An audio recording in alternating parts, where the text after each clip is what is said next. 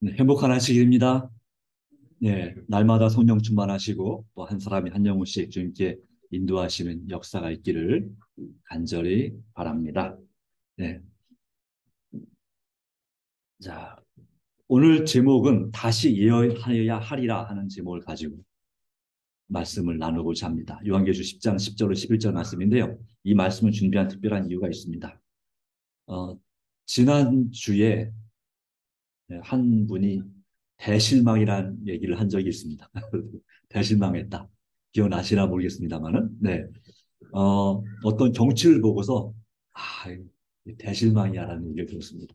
그래서, 그럴 수도 있다. 내가 볼 때는 그 정도까지는 아닌데, 하는 생각이 들었지만, 그분에게는 그것이 그렇게 느껴졌던 것 같습니다. 자, 오늘이 10월 며칠입니까? 22일입니다. 네. 10월 22일. 뭔가 특별한 의미가 있습니까? 아니면 없습니까? 네. 2022년 10월 22일, 오늘은 1844년 10월 22일, 바로 예수 그리스도 하늘 지성소 봉사 및 재림전 심판 시작 178주년이 되는 해입니다. 그런 의미에서 의미가 있습니다. 1844년 10월 22일, 바로 그때부터 이제 세월이 많이 흘러서 이제 우리 재림 성도들이 이 땅에 또 이 우리나라에까지 존재하게 되었습니다. 이때 시작한 재림운동은 1860년에 우리 재림교회가 조직되게 됐고, 그리고 1861년에, 63년에 대총회가 또 만들어지게 되고, 그리고 1874년에 최초로 선교사를, 재림교회 선교사가 파송되고, 이제 1800년대 후반에 이제 우리나라의, 이 아시아에 복음이 전파됐고, 아브람 나루라고 하는 할아버지 장로님을 통해서 전파가 됐고, 그리고 1904년에 우리 재림교회가 한국 땅에, 그 당시 조선이었죠. 조선 땅에 들어오게 되었습니다. 1800년대 초기 재림운동의 역사를 잠시 살펴보겠습니다. 이 유럽과 아메리카를 중심으로 전 세계에 이 재림운동이 일어났습니다. 그리고 전 세계적으로 선교사를 파송하는 그 사역들이 아주 활발하게 일어나게 되었습니다. 이제 제국주의 시대가 되어서 식민지를, 유럽의 열강들이 식민지를 개척하면서 그곳에 마찬가지로 선교사들도 같이 파송이 돼서 복음을 전하기 시작했던 것입니다. 그러다가 이 1800년대 초반에 이제 예수님께서 재림하실 날이 정말 얼마 남지 않았다는 그런 소식들이, 그런 기별들이 전 세계적으로, 기독교가 전파된 세계적으로 복음이 전파되기 시작했습니다. 심지어 스칸디나비아 이런 노르웨이, 스웨덴, 핀란드라고 하는 이 유럽 북부에 있는 지역인데, 그곳에서는 어른들이 복음을 전하지 못하게 하니까 어린 아이들, 8살에서 10살쯤 되는 어린이들이 복음을 전하기 시작했습니다. 예수님이 재림하신다는 소식을 전파했습니다. 그래야 많은 사람들이 회개하고 뭔가 정말 역사적으로 중요한 때가 일어났다는 사실을 그렇게 사람들이 느끼게 되었습니다. 이 재림운동의 이 선구자들 중에서 특히 윌리엄 밀러 영향력은 매우 컸습니다. 그는 1818년 다니엘에 기록된 2300주에 관한 예언을 깨달았습니다. 그리고 예수님께서 오실 때가 정말 임박했다는 사실을 깨달았습니다. 그리고 그렇지만 그가 망설였습니다. 내가 연구한 것이 맞는지, 그것을 다시 한번 재검토하고 내가 이것을 혹시 잘못 전하는 것이, 오류를 전하는 것이 아닌가 하는 두려움 가운데 망설이다가 마침내 1931년부터 예수 재림 기별을 전파하기 시작했습니다. 네, 그의 예언 연구에 의하면 예수님의 재림은 언제 이루어질 것이었냐면 1844년 봄 또는 가을에 이루어질 것이었습니다. 이에 대한 이 백성들의 반응은 폭발적이었습니다. 특별히 미국을 중심으로 해서 각 교단에 있던 사람들이 그 교단으로부터 나왔는데, 얼마나 나왔냐면 약 5만여 명의 그런 신자들과 수백 명의 목회자들이 각 교단으로부터 나와서 초교파적인 그런 운동 모임을, 그렇게 함께 동참하여 활동하게 되었습니다. 그때 정말 1830년대에 이제 10년만 있으면 예수님이 재림하신다, 또는 5년만 있으면 예수님이 재림하신다는 그 소식은 어떤 소식이었을까요? 마치 정말 꿀처럼 단 그 입에서 꿀처럼 단 시기였습니다. 요한계시록 10장 9절 11절 말씀 가운데 이와 같은 말씀이 있습니다. 또 내가 천사에게 나아가 작은 두루마리를 달라 앉을 천사가 이르되 갖다 먹어버리라. 내 배에는 쓰나 내 입에는 꿀같이 달리라 하거늘 내가 천사의 손에서 작은 두루마리를 갖다 먹어버리니 내 입에는 꿀같이 다나 먹은 후에는 내 배에서는 쓰게 되더라. 그가 내게 말하기를 내가 많은 백성과 나라와 방언과 임금에게 다시 예언하여야 하리라 라고 말씀했습니다. 자, 여기에 작은 두루마리 펼쳐진 책입니다. 요한계시록 10장 1절부터 보면 펼쳐진 책이 있습니다. 이 책은 어떤 책이었냐면 바로 다니엘서란 책입니다. 다니엘. 이 다니엘은 요한계시록과 달리 봉함된 책이었습니다. 다니엘 12장 읽어보시면 이건 마지막 때까지 봉함하라 그랬습니다. 그 책이 마침내 펼쳐진 것입니다. 다시 말하면 그 책을 그리고 먹어버린다는 경우는 그 말씀에 대한 분명한 이해와 또 해석에 대한 그 기쁨 가운데 확신 가운데 있게 된다는 사실을 말하는 것인데요. 그것이 꿀처럼 달다. 무엇입니까? 정말 예수님께서 진짜 내가 살고 있는 동안에 재림하시는구나. 라는 그런 것이 그들에게 아주 큰 기쁨과 즐거움으로 다가왔고 그 재림을 위해서 이 복음을 전파하는 일에 자기의 재산을 바치고 헌신하는 것이 내 시간과 내 노력을 드리는 것이 결코 아깝지 않은 그런 삶이었음을 보여주고 있습니다. 그래서 내 입에는 꿀같이 달리라 그랬어요. 그런데 그 다음에 무슨 말이 나옵니까? 내 배에서는 쓰게 되더라 라고 말씀하고 있죠. 하지만 이 초기 재림운동은 1844년 10월 22일 그날이 달력을 쭉 거슬러 올라가 보니까 무슨 요일이냐면 화요일입니다. 요즘 달력 외우면 참 좋습니다. 100년도 넘게 거슬러 올라갈 수 있고 100년 후로도 거슬러 나갈 수 있습니다. 그래서 1844년 10월 22일 화요일 바로 예수님께서 재림하시기로 정해진 적어도 성도들은 재림 성도들은 그렇게 믿었던 그 날 밤 12시 종이 울림과 동시에 함께 이 대실망으로 정말 대실망으로 끝나고 말았습니다. 그들은 밤새도록 울고 울며 또 울었다고 기록하고 있습니다. 비록 제자들이 예수님이 십자가에 달려 돌아가신 것만큼 큰 실망을 느끼지는 않았지만 그때 제자들처럼 큰 실망을 느끼지는 않았지만 그들의 실망은 정말 이만저만이 아니었고 그 다음날 뉴스는 바로 그들을 비난하기에 바빴습니다. 걔가 그 승천복을 붙잡아서 못 올라갔다 이런 식으로 이제 만평 그림도 나오고 그랬습니다. 도대체 무엇이 문제였을까요? 정답은 하나님께서 그들의 성소의 정결에 관한 해석의 오류를 의도적으로 덮어 두셨기 때문인 것이고 그렇게 될 것이 다시 예언하게 될 것을 요한계시록 10장은 이미 예언해 두고 있었던 것입니다. 1900년 전에 1800년 전에 이미 이와 같은 예언이 기록되어 있었지만 만약 이 예언 다시 예언하려는 예언을 이 재림 성도들이 깨달았다면 1844년도에 깨달았다면 이런 일은 이런 재림 운동은 일어나지 않았을 겁니다. 그래서 하나님께서 하나님의 놀라운 섭리와 계획 가운데서 바로 이 일을 행하신 것입니다. 네. 바로 다니엘 8장 14절 그가 내게 이르되 2300주야까지니 그때 성소가 정결하게 되리라 라고 하는 말씀이 있습니다. 2300주야까지 그때 성소가 정결하게 되리라.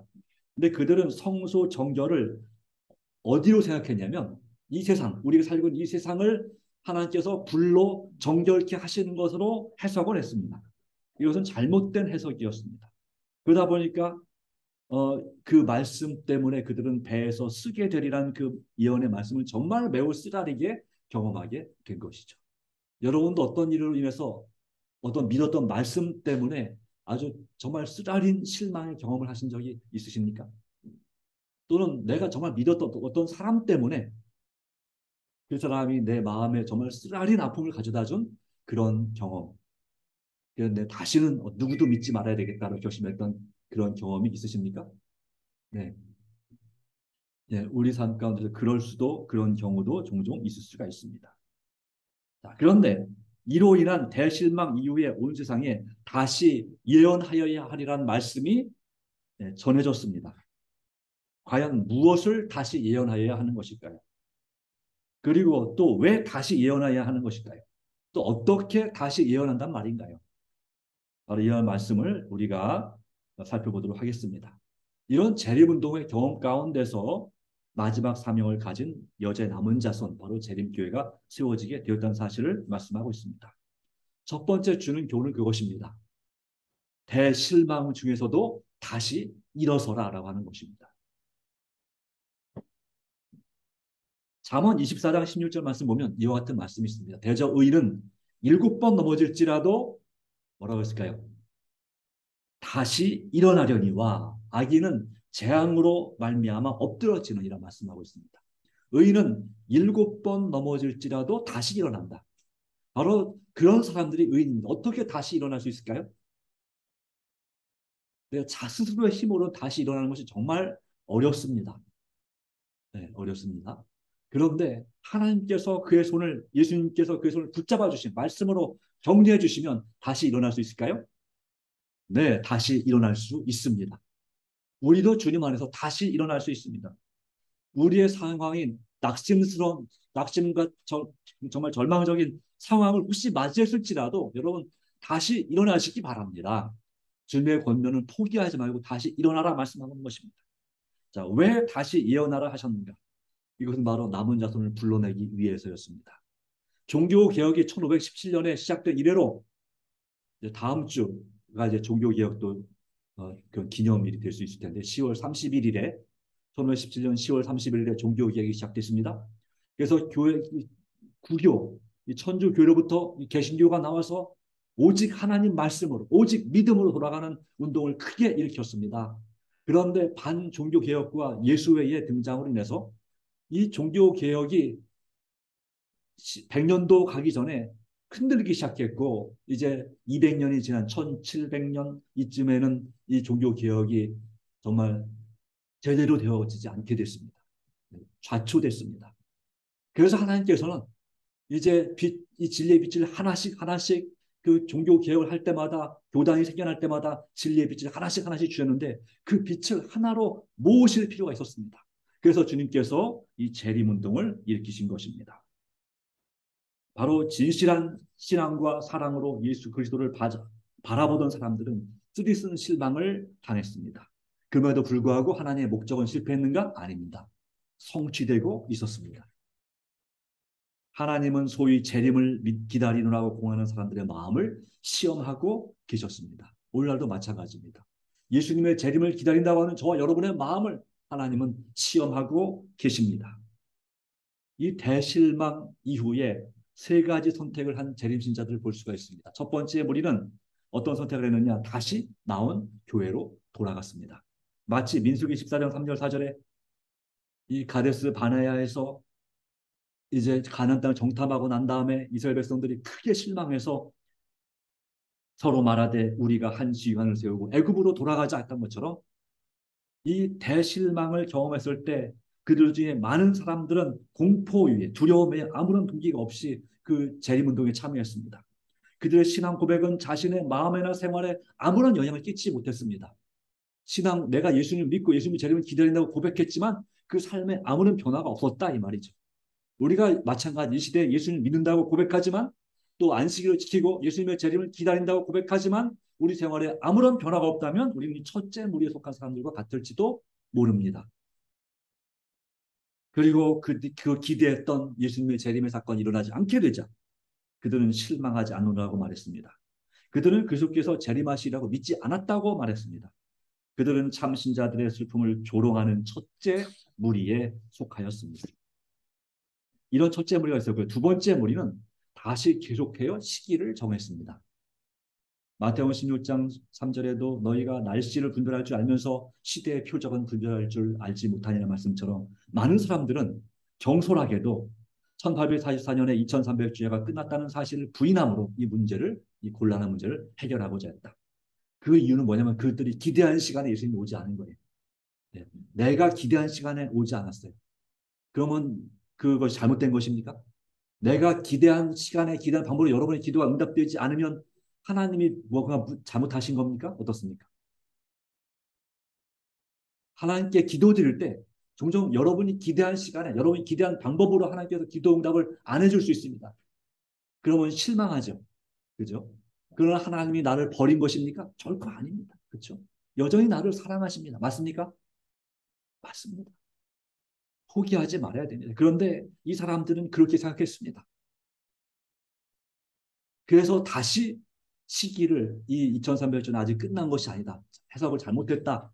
그래서 계속해서 1860년, 1880년 이런 식으로 계속해서 시간을 정하는 내내 그 사람들 뭐라고 부르냐면 시기파라고 부릅니다. 우리 한국에도 있습니다. 1960년대에 예수님이 재림할 거라고 그렇게 가르쳤습니다. 또 1900, 또 일반 교회도 있습니다. 다른 교회에도 1992년 10월 28일 날 예수님이 재림할 거라고 그렇게 다미선교회가 예언한 적이 있습니다. 대다수적인 운동을 벌였습니다. 그때 제가 군내에 있었는데 그때 뉴스를 보면서 그 1992년 10월 28일이 밤 12시에 딱 지나갔을 때 그 다미선교회 그 현장을 생중계하는 그 방송이 있었는데 아주 조용히 나가더라고요. 네, 그랬어요. 그런 것처럼 지금도 여전히 예수님께서 언제 재림하신다, 언제 재림하신다는 그런 시기를 정하는 것을 우리가 유혹당하지 않기를 간절히 바랍니다. 흔들리지 말아야 됩니다. 아마도 아마도 사람들은 이제 2030년대쯤 되면 예수님이 재림하실 거라고 다시 얘기를 할 것입니다. 2027년, 2031년, 2034년 계속해서 그렇게 예수님의 재림을 외칠 것입니다. 그러나 그 시기는 아직 정확하게 알려졌습니까? 알려지지 않았습니까? 알려지지 않았습니다. 예수님이 재림할 정확한 시기가 알려지게 될 때가 있긴 있을 것인데 그때는 언제냐면 이 세상의 사람들이 구원받을 수 있는 은혜의 시기가 다 끝나고 나서 예수님이 실제로 재림하시기 정말 말 그대로 며칠 전에 말씀하실 것입니다. 며칠 전에. 그러니까 그것은 누구에게 알려줄 시간도 없을 것입니다. 그냥 온 세계 사람들이 동시에 들을 거기 때문에 며칠 전에 며칠 날 오신다고 지구 시간을 며칠 날 오신다고 말씀하시는데 그거는 우리가 굳이 뭐 말할 필요도 없을 내용이죠. 그래서 이 시기를 정하는 것은 성경에 말하는 것처럼 아무도 모른다. 하나님만이 아신다는 말씀이 정답인 것입니다. 여러분 우리는 누군가가 며칠 날 예수님이 오신다고 말하는 소리를 들었다면 그것은 다 거짓임을 아시기 바랍니다. 네. 모든 것이 완벽하게 결정되기 전에는 그 소식은 절대로 알려지지 않습니다. 세 번째 무리는 어떤 무리였냐면 이 대실망을 경험한 다음에 다시 성경을 연구를 계속하여 확신을 가지는 무리였습니다. 요한복음 8장 31절 32절 말씀 가운데 오늘 이렇게 기록합니다. 그러므로 예수께서 자기를 믿는 믿은 유대인들에게 이르시되 너희가 내 말에 거하면 참으로 내 제자가 되고 진리를 알지니 진리가 너희를 자유롭게 하리라. 예수님의 말씀에 거하면 참 제자가 되고 그 진리가 우리에게 진정한 자유와 행복을 보장하는 것입니다. 그래서 이 앞에 두 무리와 반면에 성경과 하나님의 성령의 증거로 지지된 신앙적 근거와 체험을 버리기를 원치 않는 사람도 있었는데 그들은 열렬한 기도로서 그들의 견해를 다시 한번 검토해보고 혹시 무슨 잘못이 있나 발견하기 위해서 다시 성경을 연구하기 시작했습니다. 종종 여러 가지 이 교회를 휩쓰는 그런 오류나 이설들이 전해지기도 합니다. 그럴 때마다 우리는 이러한 진리에 대한 확신을 가지고 성경 말씀을 다시 한번 더 깊이 연구하는 기회를 삼아야 합니다. 우리 재림교회도 1980년대인가 70, 80년대 엘리야 선교와 노아 방주파 운동을 통해서 막 어떤 교회는 교인들의 절반, 뭐 3분의 2가 거기에 동참해서 교회가 횡해진 경우도 있다고 합니다. 그때 우리 재림교회가 무척 힘든 적이 있었습니다. 지금까지도 거기 들어가서 안 나오신 분도 있죠. 제가 학교 다닐 때 제 친구, 신학과 다니는 제 친구 가족도 거기에 들어간 적이 있습니다. 그 이후로 그 정도까지는 아니지만 여전히 지금도 이와 같은 이설들이 우리 재림교회 안에 있습니다. 한때는 거짓 여자 선지자가 나와서 막 녹음한 파일을 막 교인들끼리 돌리고 했었습니다. 예. 저도 이제 학생 시절, 전도사 시절에 거기에 혹 해가지고 관심을 가졌었는데 몇 번 듣기도 하고 그랬었는데 담임 목사님께 물어보니까 그거 아무것도 아니라고 그렇게 말씀하시더라고요. 예. 시간 지나고 나서 보니까 정말 아무것도 아닙니다. 근데 거기에 진짜인 줄 혹시 진짜가 아닐까 하는 생각을 했던 기억이 있습니다. 최근에도 어떤 목사님 정말 우리 교회에서 정말 존경받는 목사님 중에 한 분이 다른 주장을 좀 하고 있는 것이 있습니다. 네, 아주 심각한 건 아니지만 이 재림전 심판이 없다고 주장하는 그런 한 목사님의 주장들이 있습니다. 네. 그래서 외부적으로도 이 교회를 흔든 일이 있지만 이 교회 내부적으로도 이와 같은 교회를 흔드는 엄청난 일들이 있을 것인데 그럴 때마다 우리는 어떻게 될까요? 이 교인들의 상태가 여러분도 느끼는 거 저도 느끼는 것처럼 뜨뜻미지근한 정말 열심히 충만하고 성령 충만한 상태가 아닌 건 인정하시죠? 그런 상태다 보니까 그런 것 때문에 이런 거짓된 가르침들이 거짓된 성령 운동이 계속해서 일어납니다.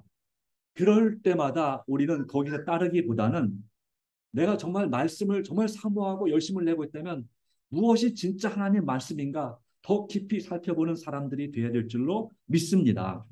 그것이 우리에게 정말 중요한 정신이고 자세다라고 하는 것입니다.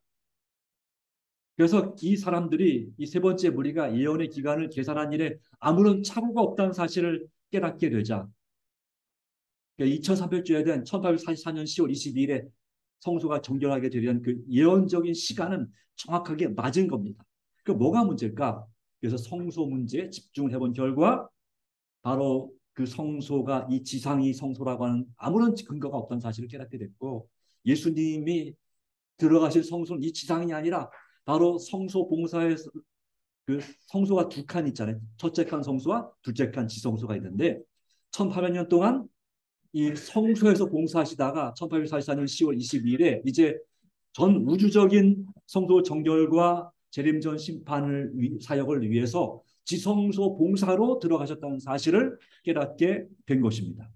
그 가운데서 이제 그 2300주야까지는 그때 성소가 정결하게 하면 이불이라는 이 다니엘 8장 14절의 예언과 그리고 하나님을 두려워하며 그에게 영광을 돌리라 이는 그의 심판하실 시간이 이렇습니다는 첫째 천사의 기별을 다 같이 이 두 가지가 다 같이 바로 하늘 지성소 안에서의 그리스도의 봉사 그리고 재림전 조사 심판을 가리키는 것이지 당신의 백성을 구속하시고 악인을 멸망시키기 위하여 이 땅에 재림하시는 것이 아니라는 사실을 깨달은 것입니다.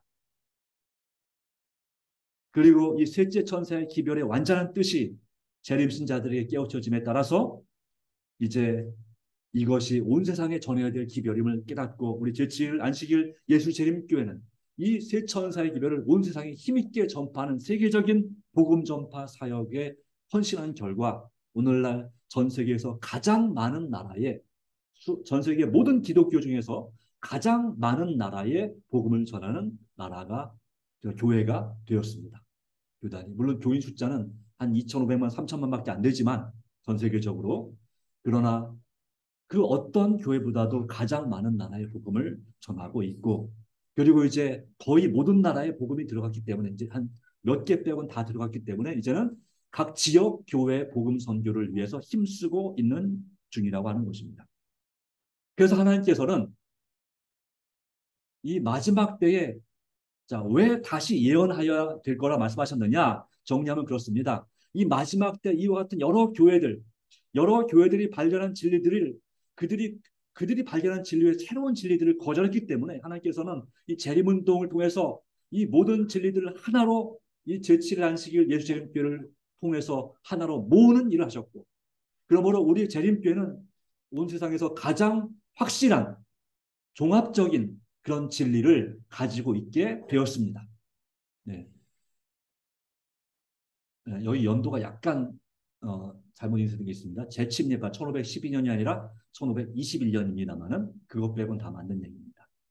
자, 이와 같은 하나님께서 돌보신 사역이 있었기 때문에 우리는 다시 예언하는 정말 다시 낙심하지 말고 다시 예언하라는 그 말씀을 따라서 실망 가운데서 다시 일어서는 바로 말씀을 중심으로 예수님을 의지하여 일어서는 것이 우리에게 참으로 필요함을 믿습니다.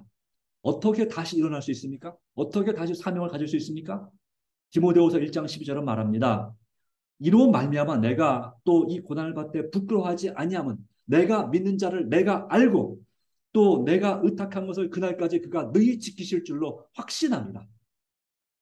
바로 우리 하나님, 우리 예수님이 또 우리 성령님께서 얼마나 우리를 사랑하시는 분이시고 말할 수 없는 탄식으로 우리 위해서 친히 간구하시는 정말 좋으신 하나님이신지를, 진리의 하나님이신지를 우리가 깨닫는 것이, 확신하는 것이 참으로 중요합니다. 그분과 나와의 친밀한 교제 가운데 그 하나님을 내가 진정으로 믿고 알게 될 때 우리는 다시 일어날 수 있습니다. 그리고 또한 바른 선택을 할 수가 있습니다. 이 세 가지 무리를 소개해 드렸습니다. 실망을 당할 때 다시 옛날 원래 있던 대로 돌아간 무리와 다시 시기를 정하는 무리와 그리고 하나님의 말씀을 통해서 확신을 가지고 정말 진리를 바로 세운 무리. 여러분은 바로 그 당시의 상황이라면 어떤 선택을 하시겠습니까? 정말 진리의 확신을 가진 무리가 되기를 간절히 바랍니다. 그것이 오늘 우리에게 중요한 것입니다. 우리가 이렇게 될 수 있는 비결은 바로 히브리서 12장 2절 3절 말씀에 있습니다. 같이 읽어볼까요? 시작. 믿음의 주요 또 온전케 하시는 이인 예수를 바라보자. 그는 그 앞에 있는 기쁨을 위하여 십자가를 참으사 부끄러움을 개의치 아니하시더니 하나님 보좌 우편에 앉으셨느니라.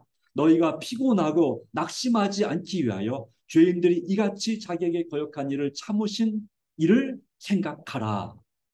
우리가 정말 진정으로 승리하는 비결, 그 절망 가운데서 다시 일어날 수 있는 비결은 바로 믿음의 주요 온전케 하시는 분, 우리를 성화, 예수님을 품성을 성령 열매를 맺게 하시는 예수님을 바라보시는 것입니다. 어떻게 예수님을 바라볼 수 있습니까?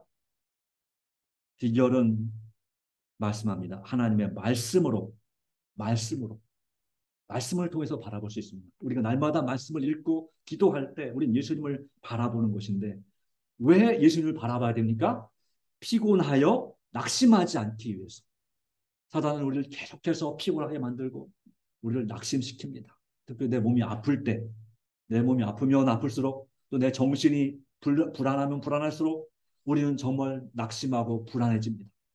시편 42편에도 말씀하죠. 내 영혼 어찌하여 낭망하여 불안하여 하는가. 너희는 하나님을 바라라.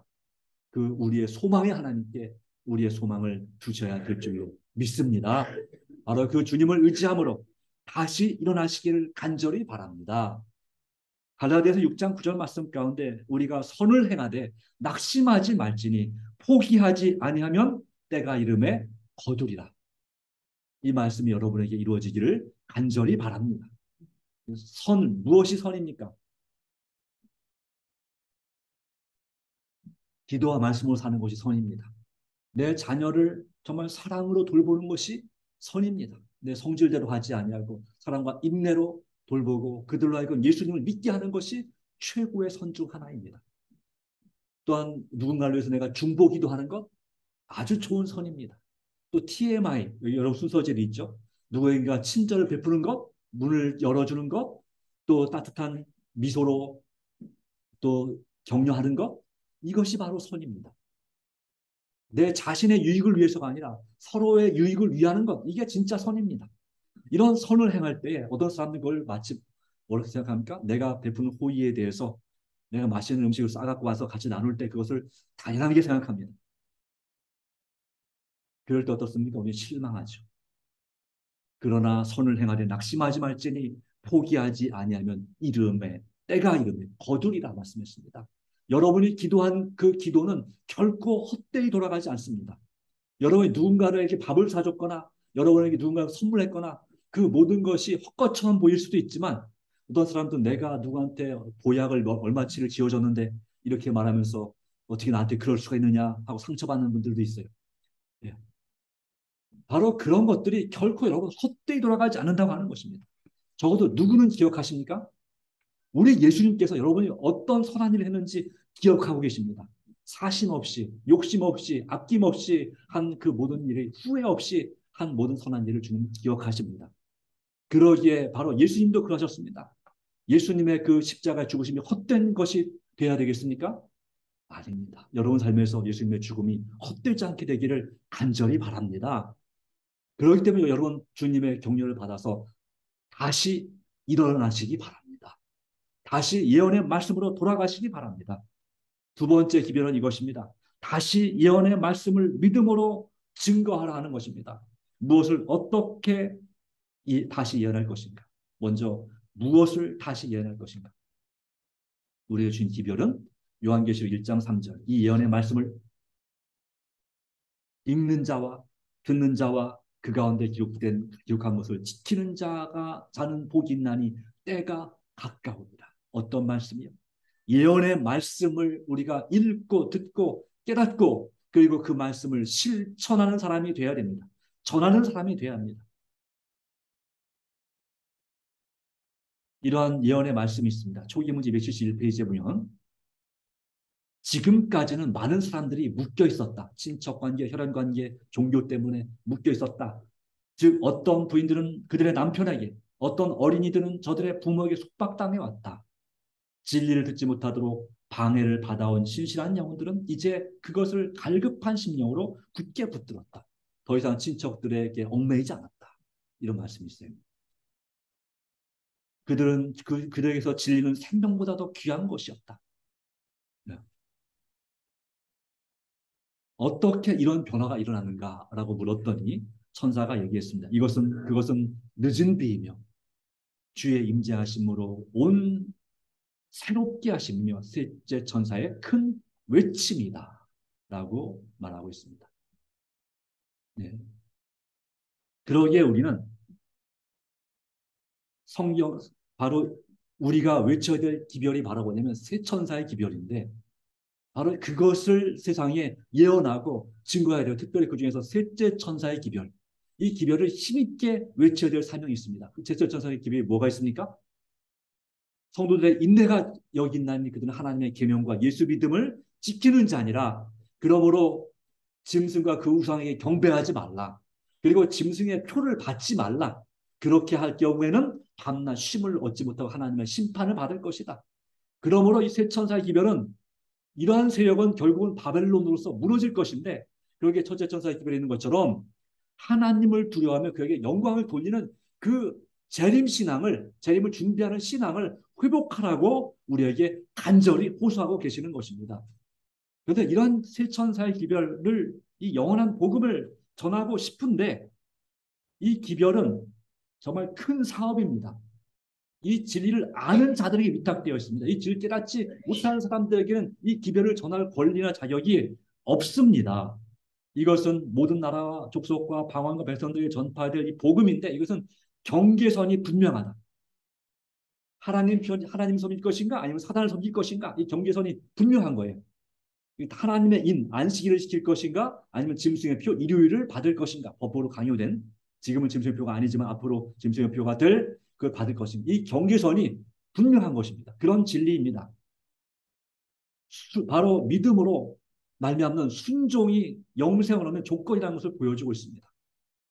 그리스도는 그가 그들의 죄를 가져가시도록 허락하는 사람들에게 그의 의를 나눠주기로 약속하고 있습니다. 그래서 우리의 죄를 예수님께서 가져가도록 주님께 맡겨야 됩니다.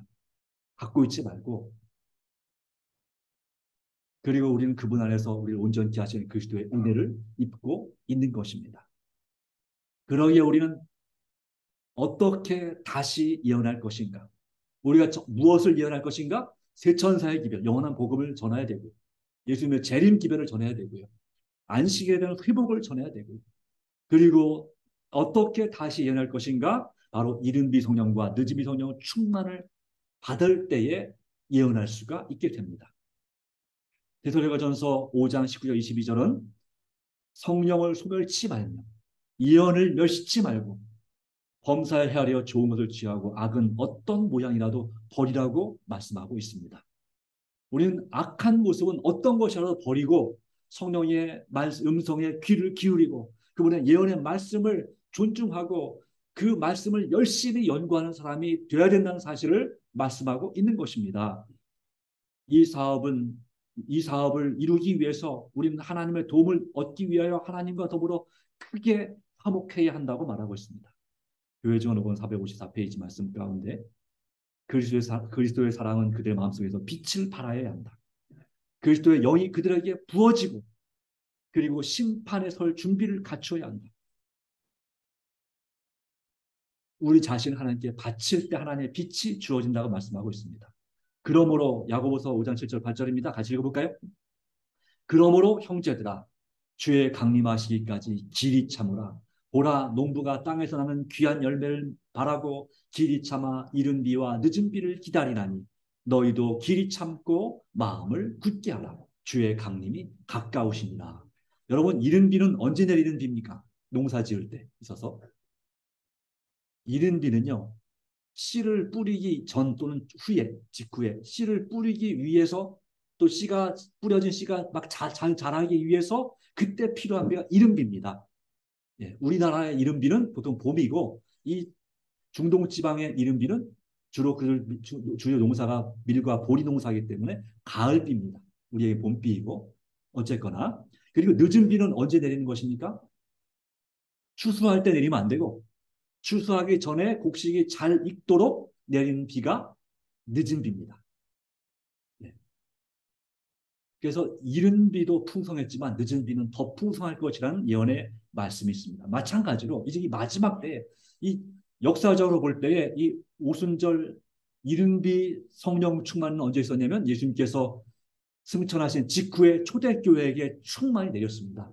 이제 늦은 비 성령 충만의 역사는 언제 임할 것인가? 예수님께서 재림하시기 직전, 은혜의 시기가 끝나기 직전에 다시 말하면 법으로 강요된 짐승의 표인 일요일 휴업령이 전 세계에 선포될 바로 그 전후에 이 늦음이 성령 충만한 역사가 임하게 될 것입니다. 그 일을 위해서 우리가 기도하고 준비해야 된다고 하는 것입니다. 그런데요, 중요한 게 하나 있습니다. 마라나타는 책 254페이지 보면 나는 그들이 모든 약점과 교만과 이기심과 세상을 사랑함과 옳지 못한 말과 행동을 극복하여 승리를 얻지 못하는 한 아무도 새롭게 함을 누릴 수 없음을 보았다. 예.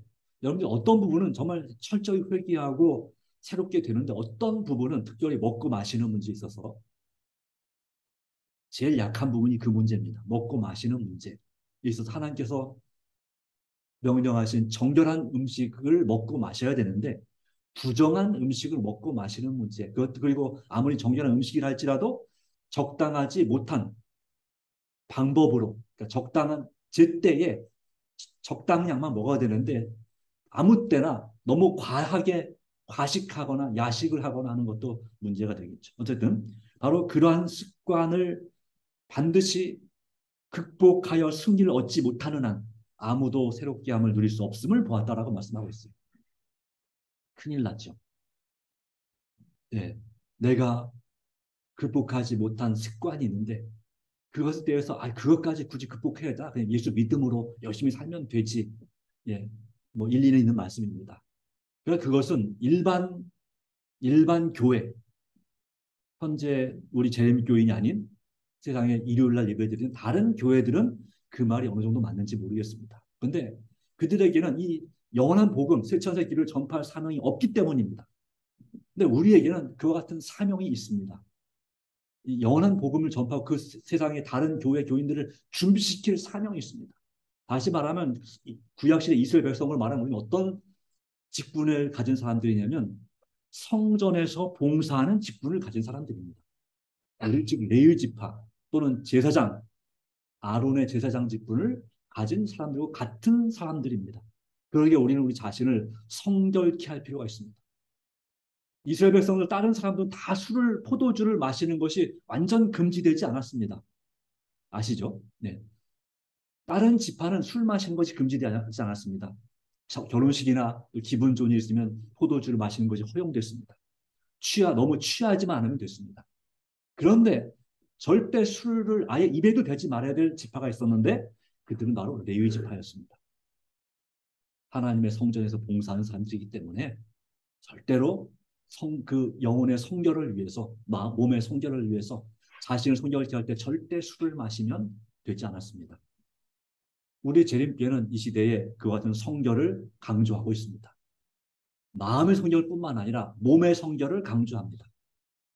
우리 몸이 건강하고 하나님 앞에 성결하게 될 때 우리의 영도 건강하고 성결하게 된다고 하는 것이죠.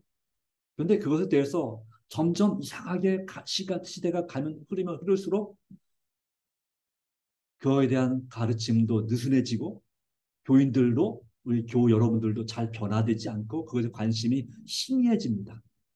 옛날에 철저했던 사람들도 왠지 느슨해집니다. 네, 그런 부분이 참으로 안타까운 일. 그러다 보니까 원치 않는 그런 중병 때문에 고생하는 경우 참 많이 있습니다.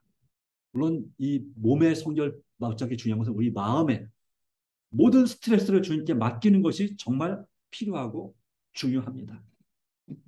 그런데 바로 이런 이 이른비 성령을 받기 위해서 이런 이와 같은 성결이 이와 같은 모든 말과 행동의 부정한 습관들을 극복하여 승리를 얻지 못하는 한 아무도 새롭게 함을 누릴 수 없음을 보았다는 말씀에 유의할 필요가 있습니다. 그때 우리는 어떻게 반응하죠? 이런 상황에서. 그 말씀 맞는 얘기입니다. 네, 믿습니다. 그런데 솔직히 현실을 놓고 보십시오. 우리가 이 말씀대로 정말 이런 나의 생활 습관, 주님께 말씀하시는 그 성결의 습관대로 내가 정말 성역케 할 수 있나요? 못합니다. 왜 못하는 걸 자꾸 하라고 하십니까? 그걸 자꾸 하려고 하면 그 율법주의 아닙니까? 네, 이렇게 주장하는 분들이 많이 있습니다. 여러분, 율법주의가 결코 아닙니다. 이것은 왜 이렇게 하라고 하시느냐? 우리가 하나님의 자녀로서 이 마지막 사명을 가진 영적인 레위 지파이기 때문에 이 일을 하라고 명령하시는 것입니다. 그럼 어떻게 이게 가능하냐? 이 일은 우리 자신의 의지와 노력으로 절대 불가능한 걸 인정하셔야 됩니다. 그럼 어떻게 될까요? 예, 오직 예수 믿음이 아니면 이런 개혁은 절대 불가능합니다. 그러기에 이 마지막 재림 성도는 하나님을 예수님을 철저하게 의지하는 사람, 진정한 참된 믿음을 보여주는 사람들이 진짜 재림 성도가 되는 겁니다. 그런 사람들이 이름이 성령을 받는 것이고 그런 이름이 성령의 중요성을 깨닫고 내 자신을 주님 앞에 헌신하는 사람들이 마침내 늦은 비 성령의 충만함을 받는 것입니다. 이렇게 말씀합니다. 이른 비로 말미암아 회심의 대표된 은혜를 등한히 하는 일이 결코 있어서는 안 된다. 실제적인 그리스도인 덕성을 구현하는 일에 날마다 전진하지 않는다면 우리는 늦은 비 때에 성령의 나타나심을 인식하지 못할 것이다. 우리 주위의 모든 사람의 심령에 늦은 비 성령이 내릴지 모르나 우리는 그것을 식별, 즉 알아보지 못할 것이다. 늦은 비 성령이 내리고 있는데도 내리는지도 모르게 될 것이다. 라고 하는 것이 내 삶의 진정한 참된 정결, 성결함을 이루지 않는 한 이 일은 오직 어떻게 된다고요? 믿음으로 되는 것이다. 주님 앞에 간절히 기도하는 가운데 되는 일이다. 봄비 때 소낙비를 구하라 말씀했습니다. 이와 같이 기도하라 말씀하고 있습니다. 늦은 비가 나의 그릇에 내리게 하소서. 이렇게 하려면 먼저 그 말씀 앞에 말씀을 들었습니다. 다만 그릇을 깨끗하게 해서 들고 하늘의 비를 받을 준비를 하면서 이렇게 기도하라 말씀하고 있어요. 내 마음의 영혼의 그릇을 깨끗하게 하는 비결은 예수 믿음으로 되는 것입니다. 철저하게 모든 이 재림 성도뿐만 아니라 기독교 모든 신앙, 그리스도를 믿는 모든 믿음의 가장 핵심, 시작과 중간과 끝은 다 뭐냐면 예수 믿음입니다. 믿음이 없이는 우리는 하나님의 계명을 절대로 순종할 수 없습니다. 믿음이 없이는 침례도 받을 수 없는 것처럼 믿음이 없이는 성령도 받을 수 없습니다. 믿음이 없이는 천국도 못 갑니다.